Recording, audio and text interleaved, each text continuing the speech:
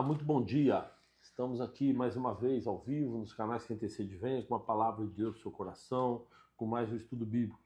Já peço para vocês puder compartilhar esse vídeo que você está assistindo com seus amigos, para a gente o que a gente puder fazer para ajudar a divulgar a palavra de Deus, né?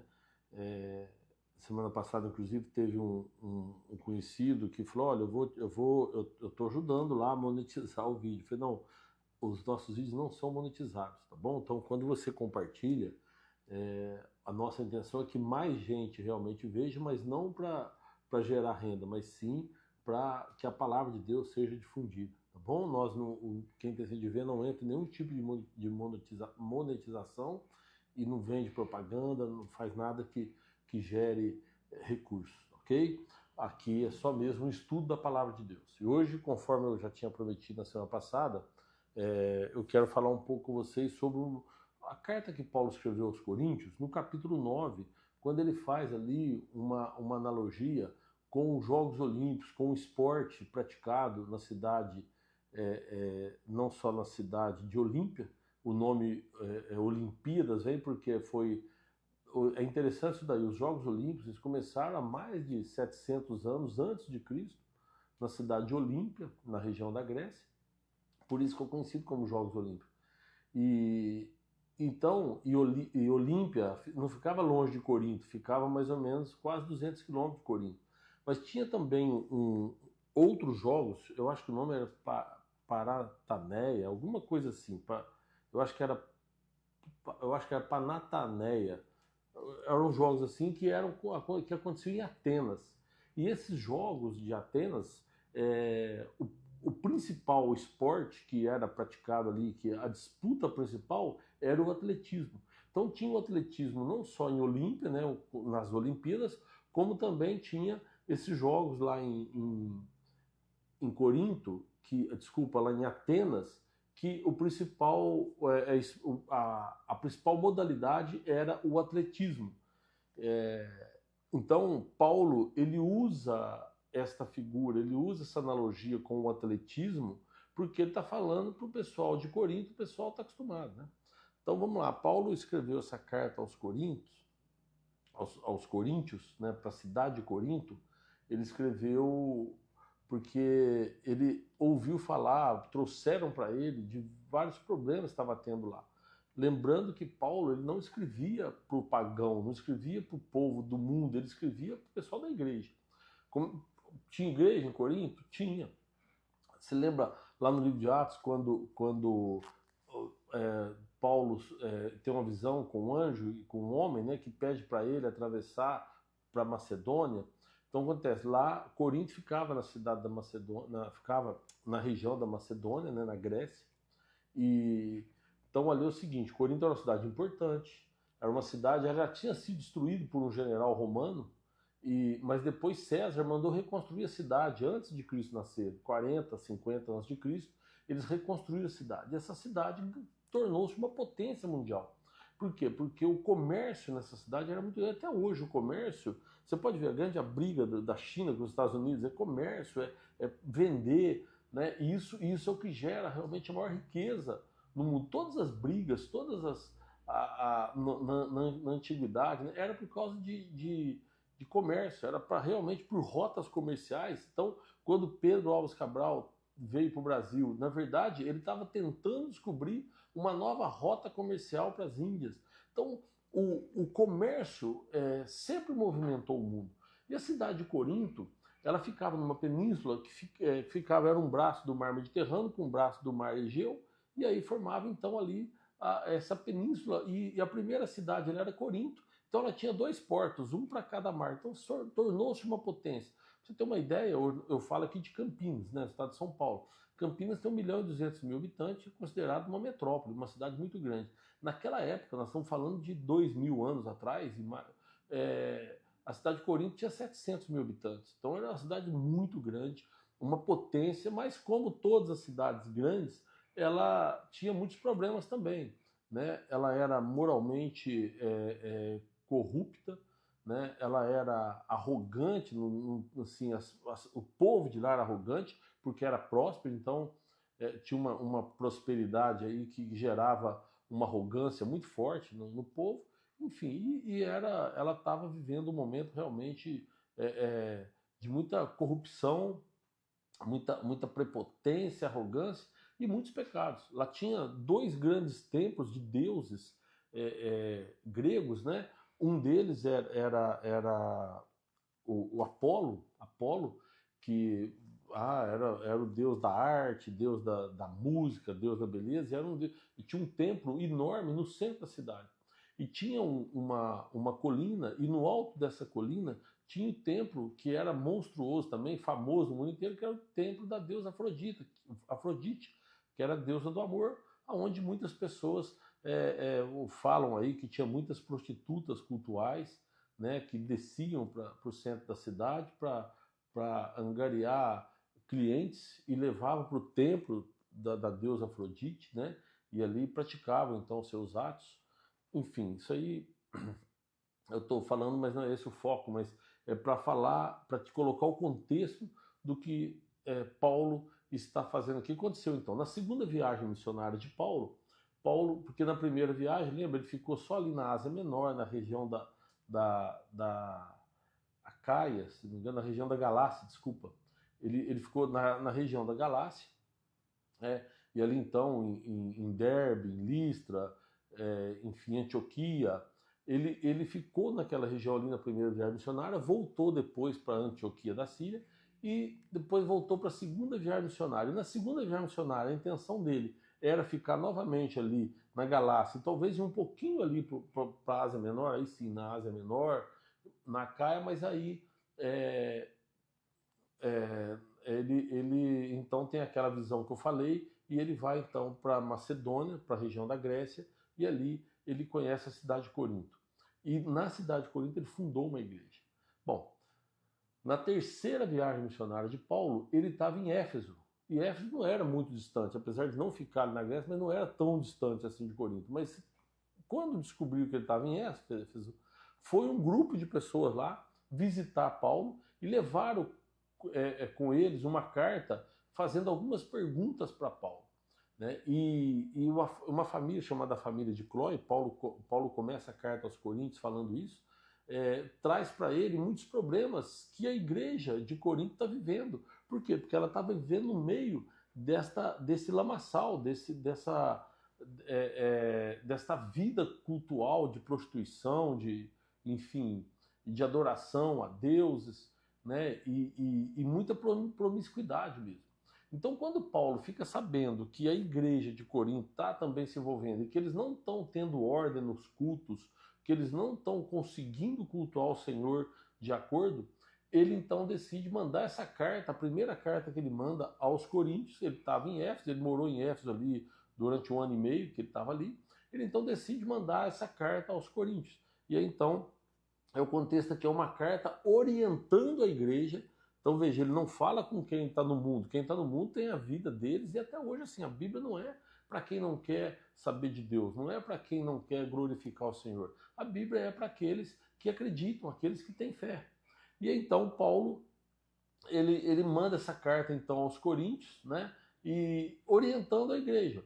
E aí então tem vários, você vê do capítulo 11, fala inclusive na ordem do culto, da Santa Ceia, depois ele vai falar dos dons espirituais, enfim, ele vai dando orientações ali, uma a uma, né, ele cita exemplos ali dos antigos e tal, fala do dons e profecias, no capítulo 15 ele vai falar sobre a ressurreição de Cristo, enfim, ele está orientando a igreja.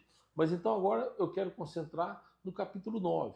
No capítulo 9, lá no final, no versículo, ele vai falando, ele defende o direito dos apóstolos, né, de poder ter uma ajuda para sobreviver.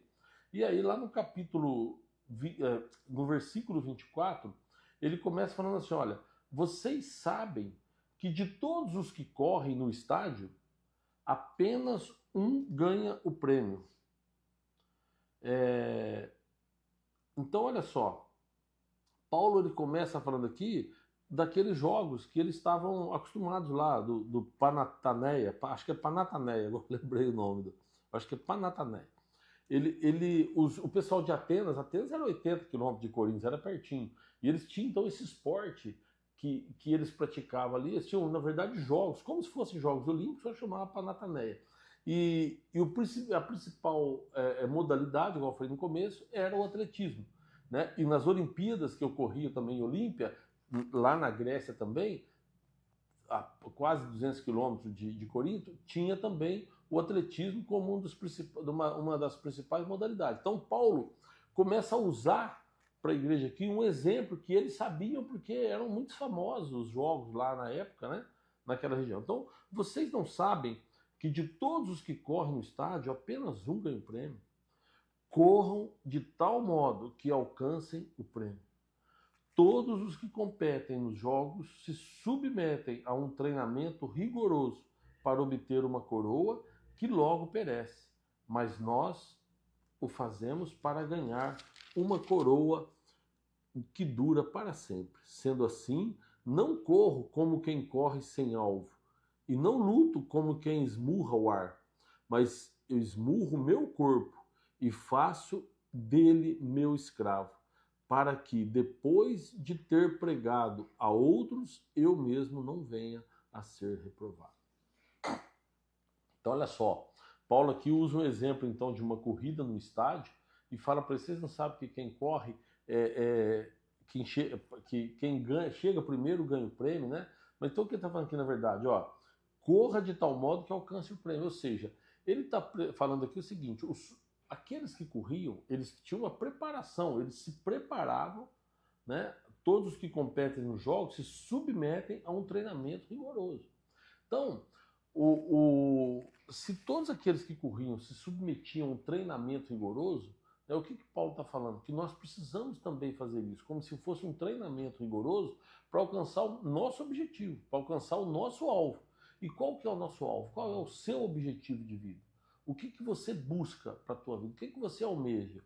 Porque aqui no capítulo 15 desse livro, dessa carta que Paulo escreveu a eles, ele fala assim, meus irmãos, se nós esperamos em Cristo só nessa vida, nós somos os mais miseráveis de todos os homens. No capítulo 15, versículo 19, se é somente para essa vida que nós temos a esperança em Cristo, somos os mais miseráveis de todos os homens.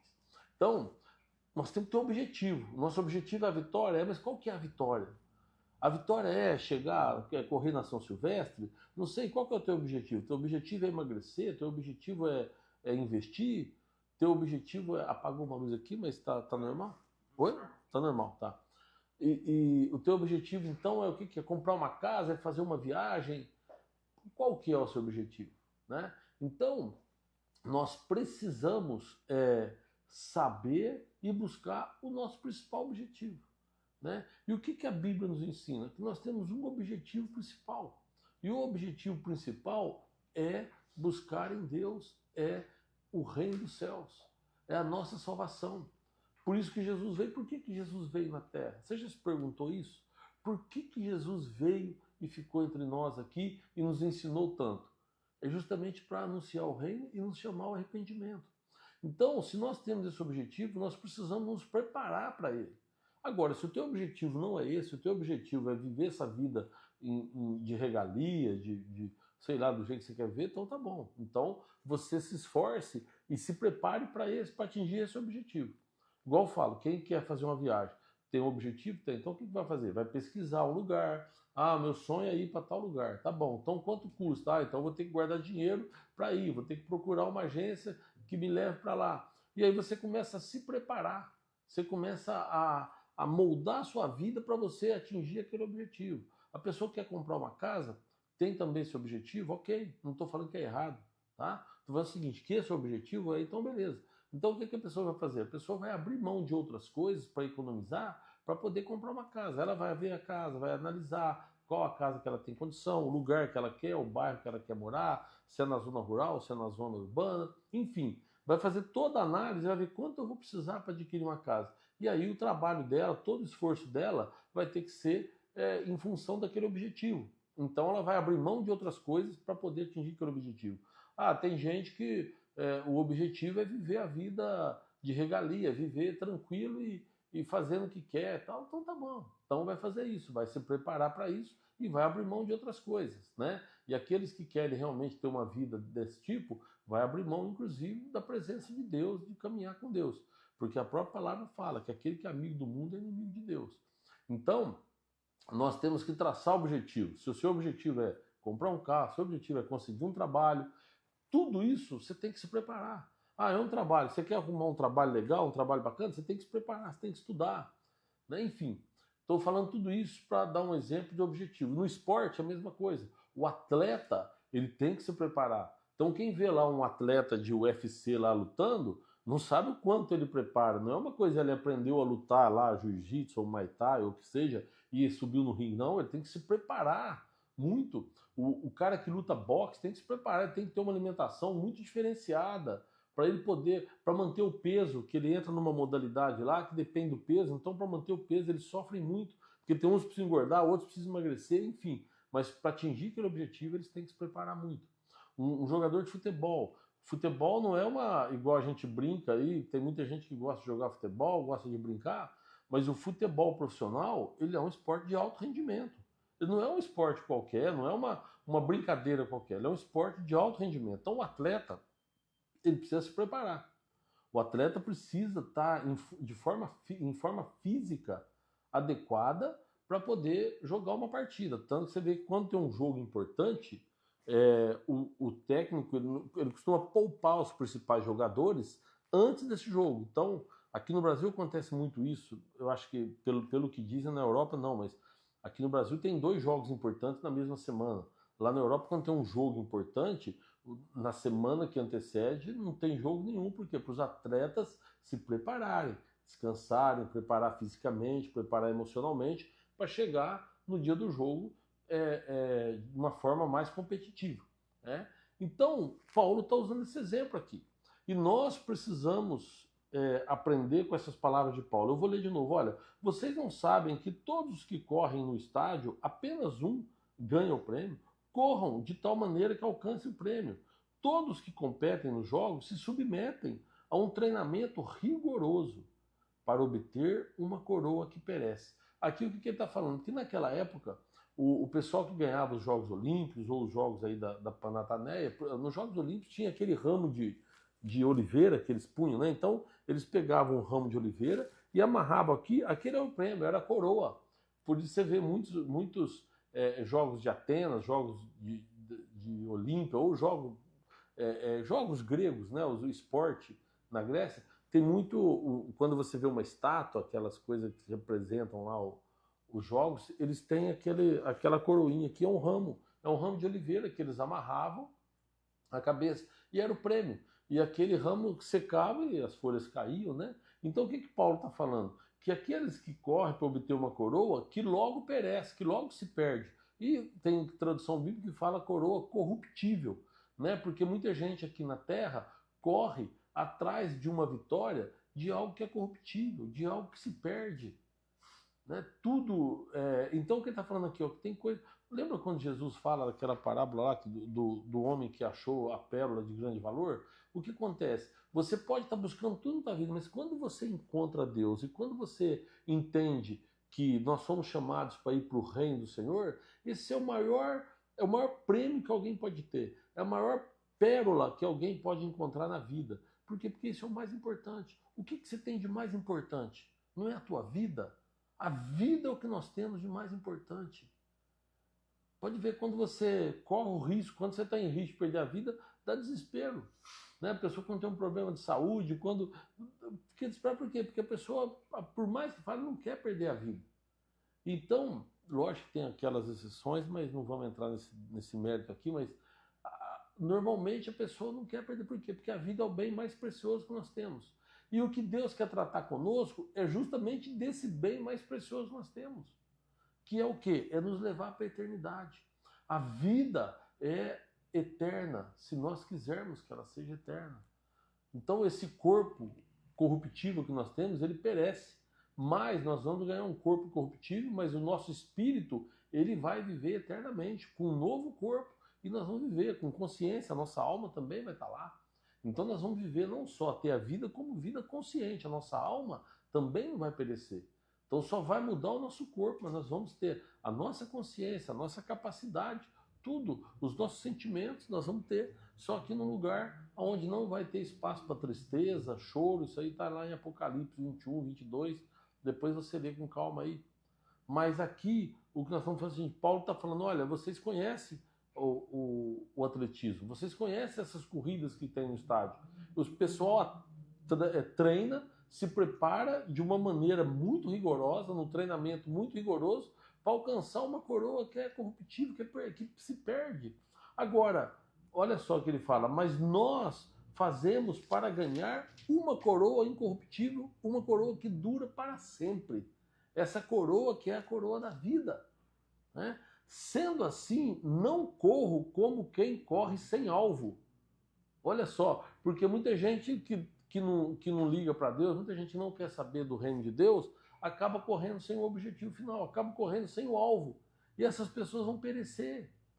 Nós temos que ter um alvo, nós temos que ter um objetivo. Nosso objetivo tem que ser a vida eterna, porque isso é o mais importante para o ser humano.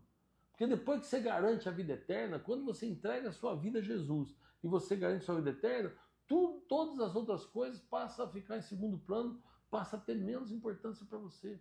Por quê? Porque você já alcançou o seu objetivo, você já achou o alvo. E é nesse alvo que eu quero acertar, é esse alvo que eu quero seguir. E é isso que Paulo está falando, que você não pode correr sem alvo. E fala também aqui, olha, eu não luto como quem esmurra o ar, né? Porque já pensou, você não tem adversário, começa a esmurrar o ar, né? Não, você tem que ter objetivo, você tem que, né? Eu lembrei aqui do Pelé, o Pelé marcava um gol e esmurrava o ar, né?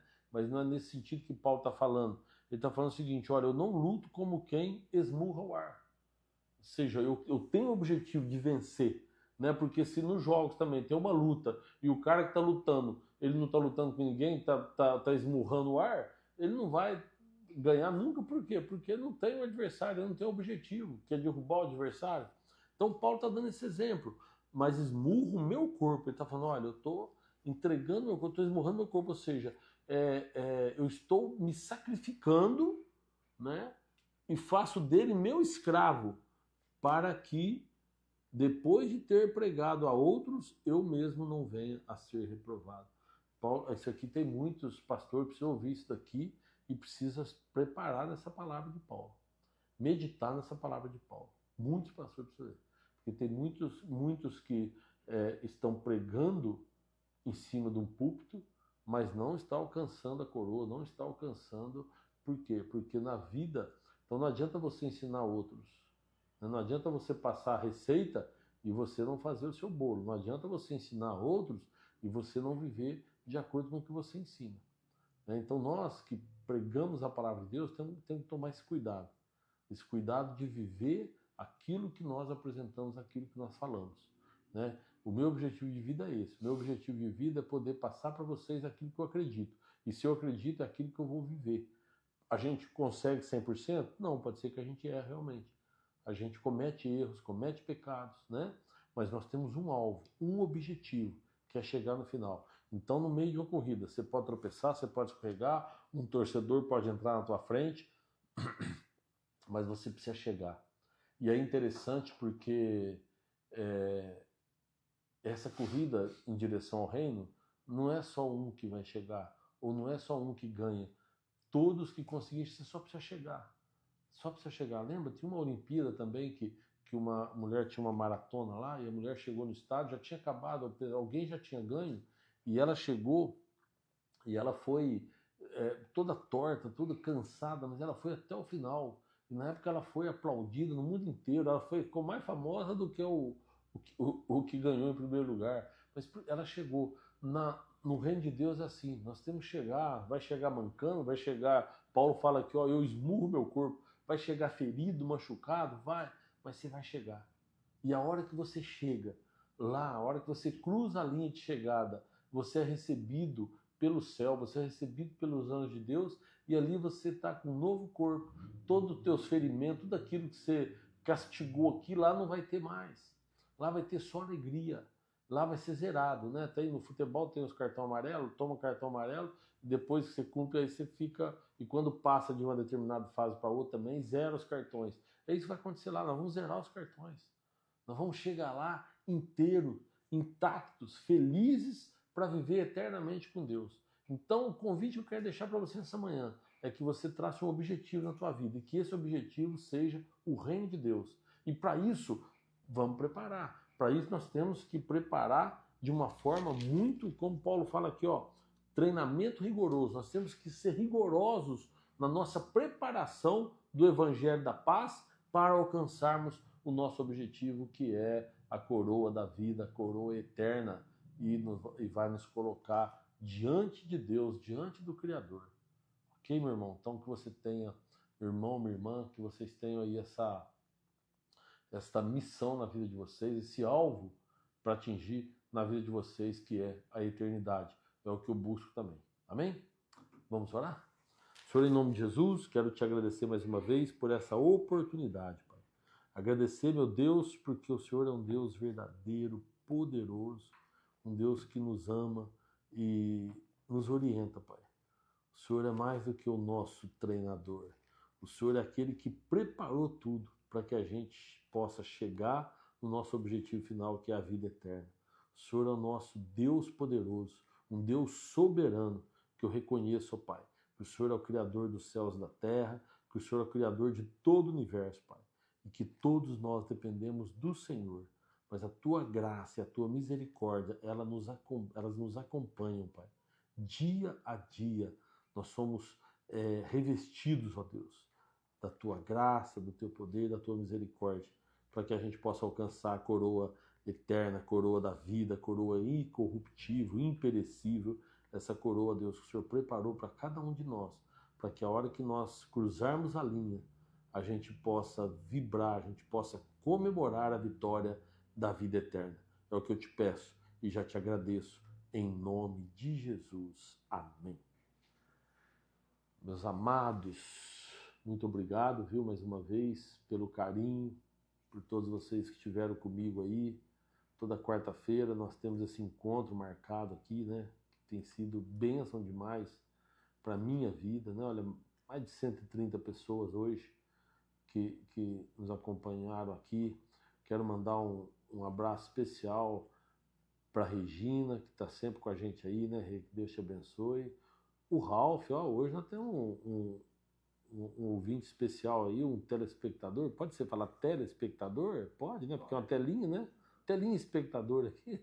O Ralph Júnior, que Deus te abençoe, viu, Ralph? Tem a Rose Alves também, que Deus te abençoe. A Rosângela Marques, bênçãos sem medidas, amém, Rosângela. Para o Carlos também, que está com a gente aí, Deus te abençoe. A Isilda, Deus te abençoe também, viu, Isilda?